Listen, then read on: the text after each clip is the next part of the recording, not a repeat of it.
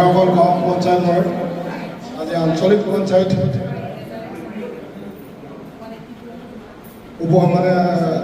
শপত গ্ৰহণ অনুষ্ঠানত উপস্থিত থকা আমাৰ জুলাই সমজিলাৰ এছিষ্টেণ্ট কমিশ্যনাৰ আমাৰ গগৈ ছাৰ, এই খণ্ড উন্নয়নৰ বিষয়ে আমাৰ চন্দ্ৰমা বাইদেউ, আমাৰ ভাৰতীয় জনতা পাৰ্টি ধেমাজি জিলাৰ সভানেত্ৰীয়ে আমাৰ ৰূপকমল বাইদেউ, আমাৰ সকলোৰে মৰমৰ জ্যেষ্ঠ সমাজসেৱক তথা প্ৰাক্তন জিলা পৰিষদৰ সদস্য আমাৰ অতুল পেগুনা, আমাৰ মিচিং অট'নমাছ কাউন্সিলৰ ইচি নৰেশ কুমাৰ ডাঙৰীয়া, GM পদুম ৰায় ডাঙৰীয়া, আকাম মিচিং কৰিম কেবাঙৰ আমাৰ কেন্দ্ৰীয় সমিতিৰ উপদেষ্টা আমাৰ ৰাজকুমাৰ বৰা, প্ৰাক্তন আকাম মিচিং কৰিম কেবাঙৰ সভাপতি আমাৰ কামক পেগুনা, আমাৰ আজি নিৰ্বাচিত মোৰ আঞ্চলিক পঞ্চায়তৰ সদস্য সতীৰ্থ বন্ধুসকল আৰু নতুনকৈ নিৰ্বাচিত আমাৰ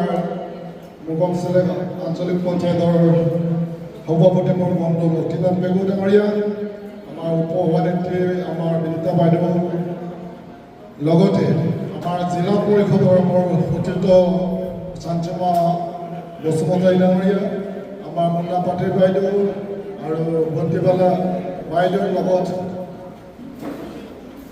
আমাৰ বিভিন্ন পঞ্চায়তৰ পৰা নৱনিৰ্বাচিত আমাৰ প্ৰেছিডেণ্ট, ভাইচ প্ৰেছিডেণ্ট তথা আমাৰ ভাৰতীয় জনতা পাৰ্টি আৰু সন্মিলিত গণশক্তি তথা জ্যেষ্ঠ সমাজসেৱক সকলোকে আজি এই শুভক্ষণত আন্তৰিক শুভেচ্ছা জনাইছোঁ।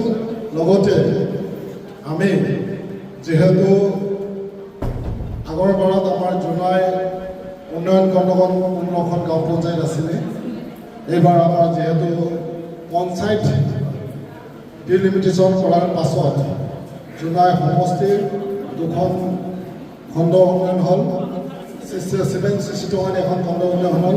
আমাৰ জুলাইৰ পৰা 4খন পঞ্চায়ত 762খনলৈকে গুচি গ'ল আৰু তেলামৰ পৰা ধৰি আমাৰ কেমিললৈকে 11খন পঞ্চায়ত ইয়াত থাকি গ'ল। এই 11খন পঞ্চায়তত 2খন জিলা পৰিষদৰ সমষ্টি, পূব জোনাই আৰু মধ্য জোনাই। যিহেতু আমি ৰাইজৰ কাম কাজ কৰিম বুলি প্ৰতিশ্ৰুতি দি ৰাইজৰ ওচৰত সেৱা কৰি আমাক ৰাইজে বিজয় কৰাইছে 5 বছৰৰ কাৰণে। যিহেতু আমি সকলোৱে মিলি ৱাৰ্ড সদস্যৰ পৰা ধৰি জিলা পৰিষদলৈকে আমি সকলোৱে মিলিজুলি কাম কাজ কৰিম আৰু নিস্বাৰ্থভাৱে আমি কাম কৰিম বুলি আমি প্ৰতিজ্ঞা কৰিছোঁ। যিহেতু আগৰ বাৰত যেনেধৰণে পঞ্চায়ত চলিছিলে ঠিকেই চলিছিলে, তথাপিও আমাৰ উন্নতি থাকি যাব পাৰে। আমি এইবাৰ যিহেতু আমিও ইয়াত যিসকল আমাৰ প্ৰতিনিধি আছে জিলা পৰিষদত 2বাৰ 3বাৰকৈ JPM হোৱা, ইয়াত আমাৰ মুন্না পাটিল প্ৰেছিডেণ্ট হোৱা, ময়ো 2বাৰকৈ প্ৰেছিডেণ্টৰ পাছত এইবাৰ JPM হৈছোঁ। আমাৰো কিছু অভিজ্ঞতা আছে, এই অভিজ্ঞতাৰে আমি ৰাইজক সেৱা কৰিম। গতিকে ৰাইজৰ সহযোগটো লাগিব।